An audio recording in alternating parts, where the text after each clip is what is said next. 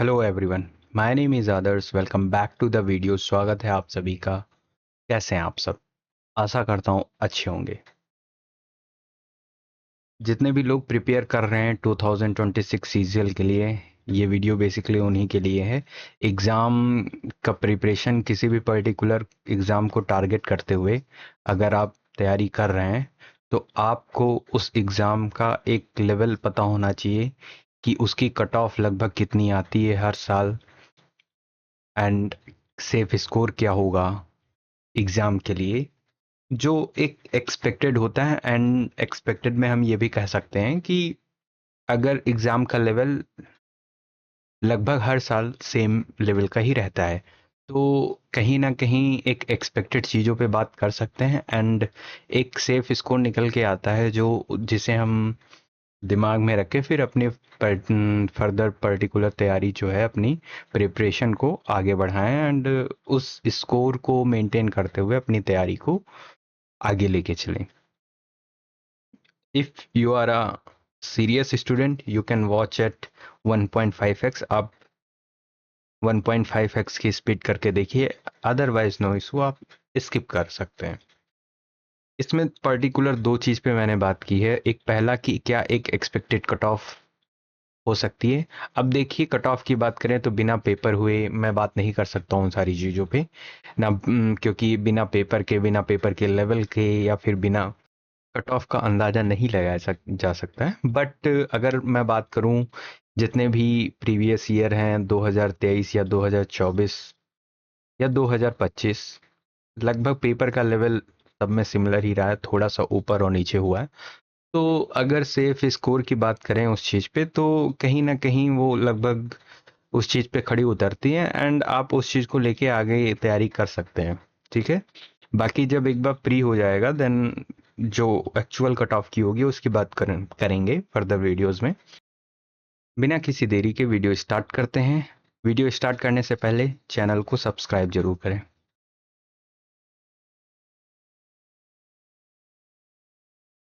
ठीक है,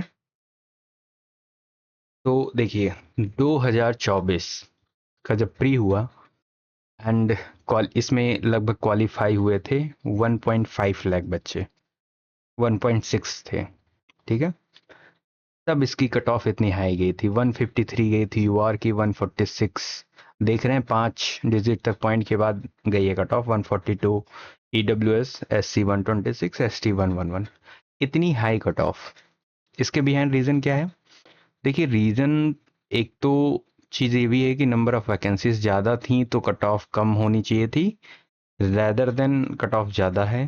तो इसमें है क्या कि जब जो एग्ज़ाम्स होते हैं, कई सारे शिफ्ट में होता है, तो उसका जो एवरेज बनता है, अगर ज़्यादा वेरिएशन आ जाता है, लाइक अगर आपके सबसे इजी शिफ्ट में, अगर मैं बात करूँ इजी शिफ्ट में आपका एवरेज है 145 एंड टफ शिफ्ट में आपका एवरेज है 110, तो इसमें डिफरेंस कितना आ गया? 35 मार्क्स का। तो मतलब एक बच्चा जो इजी शिफ्ट में मॉक दे रहा है, सॉरी एग्जाम दे रहा है, तो उसका जो क्या बोलते हैं मार्क्स आ रहा है 145। सेम स्टूडेंट अगर टफ में दे रहा है तो उसके मार्क्स आ रहे हैं 110।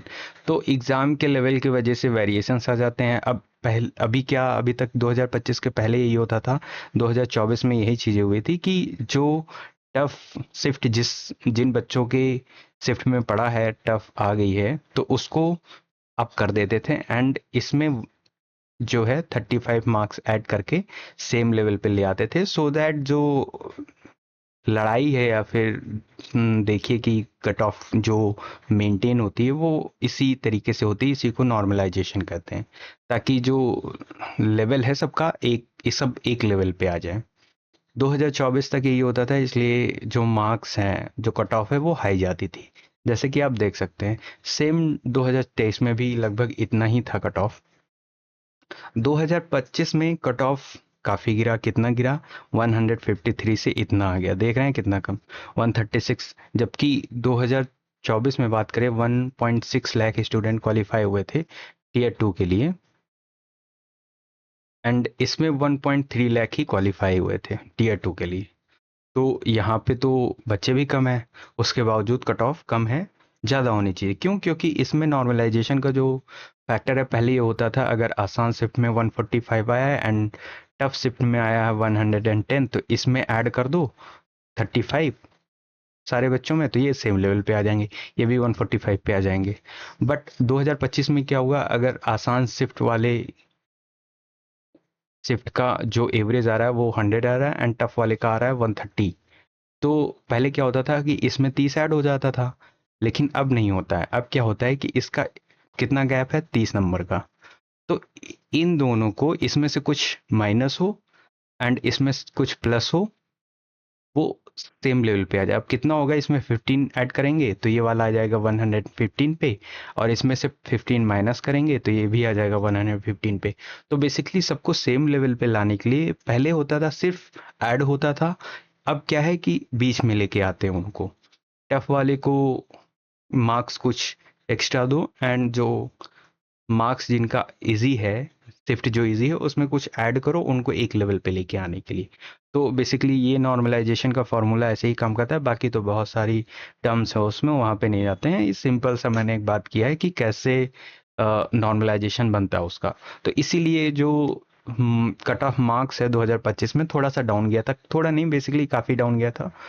कितना गैप यहाँ पे, चार लगभग 17 मार्क्स जो है कम गया था प्रीवियस ईयर से। ओबीसी में भी काफ़ी 16 मार्क्स गया कम, 146 था। And EWS SC ST same, उसमें थोड़ा सा वेरिएशन है, ज़्यादा नहीं है। तो इतनी कट ऑफ कम जाने के पीछे रीज़न मेन तो नॉर्मलाइजेशन था। ठीक है, अब अगर मैं बात करूँ कि नॉर्मलाइजेशन का मैंने बात कर लिया है कि कैसे बनता है। अभी नॉर्मलाइजेशन के साथ सेक्शनल टाइमिंग भी ऐड हो गई है, तो कहीं ना कहीं ये भी इफेक्ट करेगा। जहाँ बच्चे लगभग 25 मिनट या 30 मिनट दे देते थे अपने मैथ के सेक्शन को, अभी उनके पास 15 मिनट ही है। तो जो उनकी क्या बोलते हैं कैपेबिलिटी या जो भी बोलिए उसको, वो नीचे हो गई है घट के। जहाँ पे 45 मार्क्स पाते थे अपने एग्जाम में या फिर अटेम्प्ट करते थे, 45 मार्क्स आता था, अभी वो घट के कहीं ना कहीं 7 से 10 मार्क्स घटेगा, 35 पे जाएगी वो चीज़। इतना तो वेरिएशन आएगा ही। तो यही है। 2024 और 2025 में देखिए कितना फ़र्क आया, जस्ट बिकॉज जो नॉर्मलाइजेशन का फॉर्मूला चेंज हुआ है उसकी वजह से काफ़ी ज़्यादा गैप है। कितना, 16 मार्क्स इसमें, 15.9 मार्क्स इसमें, 14 पॉइंट, देखिए कितने मार्क्स जो हैं वो गिर गए just because change in the normalization formula. और इसी चीज़ के ऊपर काफ़ी टाइम से बात हो रही थी, कहीं ना कहीं जो एसएससी में है वो नॉर्मलाइजेशन सही से नहीं हो रहा है। 2024 का जो मेंस हुआ था 18 और 20 सितंबर में, सॉरी जनवरी में, तो उसमें भी काफ़ी ज़्यादा जो है डिसिमिलैरिटी देखी गई थी, या फिर देखे तो उसमें त्रुटि पाई गई थी इस चीज़ की कि जो 18 में है टोटल वैकेंसी 18 के आसपास थी, 17 के। तो यहाँ से 12 के स्टूडेंट जो है क्वालिफाई किए थे, यहाँ से 5 to 6 के ही क्वालिफाई किए थे। क्यों, रीज़न बिहाइंड इसके ये था कि नॉर्मलाइजेशन की वजह से यहाँ थोड़ी सी टफ आ गई। टफ क्या आ गई, लगभग एवरेज में 4 नंबर का प्लस माइनस था। यहाँ का एवरेज 180 था तो यहाँ का एवरेज 184 था, ज़्यादा डिफरेंस नहीं था। उसके बावजूद जो है यहाँ पे नॉर्मलाइजेशन 20-20, 25-25 नंबर या 30 नंबर भी देखा गया कहीं कहीं। तो उसकी वजह से काफ़ी ज़्यादा जो नॉर्मलाइजेशन का फैक्टर था वो इंडिपेंडेंसी शो कर रहा था कि सही से नहीं हो रहा है। 2025 में वही चीज़ें जो है वो इम्प्लीमेंट हुई एंड उसका इफेक्ट हमें दिखा भी यहाँ पे 2025 में। अब अगर मैं बात करूं जो कट ऑफ है वो लगभग 2026 में, तो देखिए कट ऑफ के बारे में बात मैं वैसे नहीं कर सकता हूं। अगर मैं बात करूं कि क्या कट ऑफ होगी तो नहीं, गलत है। बट हाँ, एक अगर देखिए जब 2024 का एग्ज़ाम हुआ हमें नहीं पता था एग्ज़ाम कैसा होगा, लेकिन एग्ज़ाम देख के आया तो 2023 के जैसा ही दिखा। 2025 का जब एग्ज़ाम दिया तो लग रहा था टेंडर चेंज हुआ है एंड ऑल सारी चीज़ें हुई हैं, ज़्यादा डिफरेंस नहीं आया, माइन्यूट सा डिफरेंस था उसमें। तो इसमें देखिए ये चीज़ें भी लगभग 2024 के सिमिलर ही थी, कहीं ना कहीं आसान था या फिर लगभग सेम लेवल ही था एग्ज़ाम का। 2026 में भी अगर हम ये फैक्टर कंसिडर करें कि जैसे 2024 का एग्ज़ाम हुआ था, 2025 का एग्ज़ाम हुआ था, सेम लेवल पे 2026 का एग्ज़ाम होगा। तो अगर लेवल सेम है, इस फैक्टर को अगर देखा जाए और ऐसा अगर हो रहा है, तो ये एक सेफ स्कोर निकल के आएगा वहां से। एक एक्सपेक्टेड कट ऑफ की बात कर सकते हैं। लास्ट टाइम यूआर की 136 थी, तो इस बार लगभग 12 के वैकेंसी है, तो अराउंड 1.1 टू 1.2 लाख स्टूडेंट हैं वो जो क्वालिफाई करेंगे, ठीक है। तो अब नॉर्मली 136 गई थी, अगर सेम लेवल की बात करें तो कहीं ना कहीं 5 से 7 नंबर या 8 नंबर कम ही जाएगा। तो एक ब्रैकेट है कि अब इसको मैं ऐसे भी लिख सकता हूँ कि इसकी कट ऑफ 129 ±4, तो वो 125 से 133 के बीच में आ जाएगा। तो ये एक ब्रैकेट है, कहीं ना कहीं आपको जो कट ऑफ है 2026 का इसी में देखने को मिलेगा। एंड ओबीसी का भी है। अब ये नॉर्मलाइज्ड मार्क है, ये भी ध्यान रखिए, ठीक है। नॉर्मलाइज मार्क्स नॉर्मलाइज होने के बाद है, तो कुछ शिफ्ट में आपके मार्क्स होंगे 139, उसमें से कुछ माइनस होगा, फिर वो आएगा 131 पे। तो आप क्वालिफाई करेंगे नहीं क्वालिफाई करेंगे वो उस टाइम पे डिपेंड करेगा। कुछ का होगा 125, इस पे 10 ऐड हो जाएगा तो 135 हो जाएगा, तो ये भी क्वालिफाई कर सकता है। तो ये बेसिकली ये नॉर्मलाइज मार्क है, ठीक है। तो एक्सपेक्ट हम एक ये कर सकते हैं, लेकिन एक्सपेक्टेड कट ऑफ तो ठीक है।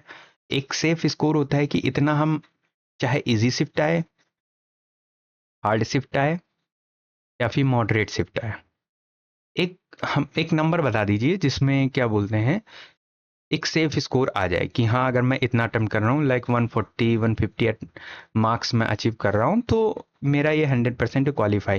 ये बेसिकली हार्ड शिफ्ट तो नहीं, लेकिन हाँ इजी शिफ्ट में अगर 140 आ रहा है तो मैं क्या अचीव कर पाऊंगा, क्या मैं क्लियर कर पाऊंगा। तो वो एक सेफ स्कोर की अगर मैं बात करूं, तो देखिए पेपर ऐसे हो सकता है, इजी हो सकता है, मॉडरेट हो सकता है, हार्ड हो सकता है। तो इसके अकॉर्डिंग यूआर की कट ऑफ ऐसे है कि 135 आप इजी में अचीव कर रहे हैं, एंड मॉडरेट में 180 टू 135, टफ में अगर 120 से 125 ला रहे हैं तो वो ठीक है। अब सेफ स्कोर की बात करूं तो कहीं ना कहीं सेफ स्कोर आप देखेंगे कि यूआर से अगर आप इजी शिफ्ट में 140 मार्क्स, अब 140 मार्क्स मैं क्यों कह रहा हूं, अगर सेक्शनल टाइमिंग ना होती, ठीक है, अगर सेक्शनल टाइमिंग ना होती तो यही मार्क्स आपका 150 हो जाता। हुआ भी है, लास्ट ईयर सेम ही चीज हुआ है, लेकिन सेक्शनल टाइमिंग होने की वजह से कहीं ना कहीं जो मार्क्स है उसमें डिक्रीज देखा जाएगा। और ये चीज अभी आपको हो सकता हो लग रहा हो अरे नहीं ऐसा नहीं है, ये पॉसिबल नहीं है, इतना नहीं होता, ये नहीं होता, तो आप एग्जाम के बाद बेशक इस चीज को देख सकते हैं एंड वहां से कंफर्म कर लीजिएगा। टिल देन थोड़ा सा सामने वाले के ऊपर विश्वास रखिए। एंड अगर मैं बोल रहा हूँ तो ऐसा नहीं है कि मैं इधर से उधर से कोई भी आगे बोल दे रहा हूँ। कुछ मेरे अंदर कुछ चीज़ें हैं, अचीवमेंट्स हैं मेरी कुछ, जिनको लेके या फिर जिनके बाद मैं ये बातें कर रहा हूँ आपसे, ठीक है। टाइम आने पे सारी चीज़ें धीरे धीरे पता चल जाएंगी। ओबीसी का सेफ स्कोर 135 रहेगा, तो अगर मैं as you are OBC and EWS की बात करूँ तो 140 एट एनी कास्ट अगर आप इजी शिफ्ट में आ रहे हैं तो आपको इतना मार्क्स जरूर लाना है। और अब अगर प्रीवियस ईयर दे रहे हैं, पीवाईक्यू पेपर दे रहे हैं, 2025 का मॉक दीजिए प्रीवियस ईयर, उसमें आपके 140 मार्क्स आ रहे हैं, तो मतलब आप कहीं ना कहीं क्वालिफाई करने की तरफ जा रहे हैं। और आपका प्री 100% तो नहीं बोल सकता, लेकिन 95 या 90 to 95% चांसेस हैं कि आप क्वालिफाई कर लेंगे, ठीक है। सेम एससी का 120 एंड एसटी का 110। तो ये एक सेफ स्कोर है। अभी पेपर अगर लास्ट ईयर से बहुत ज़्यादा इजी आ जाए तो यही सेफ स्कोर 150 चला जाएगा, 155 चला जाएगा, लेकिन इस चीज़ के बहुत कम चांसेस हैं, ठीक है। क्योंकि एक लेवल होता है जिस लेवल पे एग्जाम्स हर ईयर कंडक्ट होते हैं, तो मैं उनकी बात कर रहा हूँ। बाकी एवरीथिंग इज अनप्रिडिक्टेड, कोई चीज़ प्रेडिक्ट नहीं कर सकते। मैं कोई एस्ट्रोलॉजर या कोई हूँ नहीं कि ऐसे देख के मैं बता दूंगा चीज़ें। प्रीवियस ईयर या फिर देखिए कि कुछ डेटा होता है, उस चीज़ को एनालाइज करके आगे की चीज़ें फर्दर बताई जाती हैं, एंड कहीं ना कहीं वो ही चीज़ पे लाई करता है चीज़ें। अब अनएक्सपेक्टेड या फिर अनप्रेडिक्टेड कुछ हो जाए तो उसकी बात मैं नहीं कर रहा हूँ, होने को कुछ भी हो सकता है। जैसे आपको पता है कि मैथ में सेक्शनल टाइमिंग स्टार्ट हो गई है, उसके रिगार्डिंग मैंने ये सीरीज स्टार्ट की है, सेक्शनल स्लेयर्स चैंपियन सीरीज। इसमें मैं पहले मॉक देता हूँ एंड देन उसके अच्छे क्वेश्चंस जो है उनको डिस्कस करता हूँ सॉर्ट अप्रोच के साथ, कि क्या एग्जाम देते टाइम हम उसे अटेम्प्ट कर सकते थे या नहीं कर सकते थे, वो सारी चीज़ें बात करता हूँ। तो आप यहाँ से एक अप्रोच ले सकते हैं। अगर आप बिगिनर हैं तो आप अप्रोच ले सकते हैं, एंड अगर आपने लास्ट ईयर एग्जाम दिया था एंड आपका प्री क्वालिफाई नहीं हुआ था तो भी आप अप्रोच ले सकते हैं। प्री क्वालिफाई हुआ था तो आप ले भी सकते हैं, नहीं ले सकते हैं, ये आपके ऊपर डिपेंड करता है कि आपका किस लेवल की प्रिपरेशन है। एंड मैं तो ये कहूँगा एक दो वीडियो देखिए आप मॉक का जाके, वहाँ से अगर आपको कुछ चीज़ें समझ में आ रही हैं तो फर्दर उसको कंटिन्यू करिए, अदरवाइज कोई इस चीज़ की ज़रूरत नहीं है। जिन्हें ज़रूरत है वो करे, ज़्यादा बेटर है रेदर देन कि सब करें, ठीक है। That's all from my side. Thank you so much for watching the video. Stay healthy, stay tune. Channel को सब्सक्राइब करना ना भूले। जय हिंद, जय भारत। चैनल को सब्सक्राइब जरूर करें, it's my humble request. Thank you so much.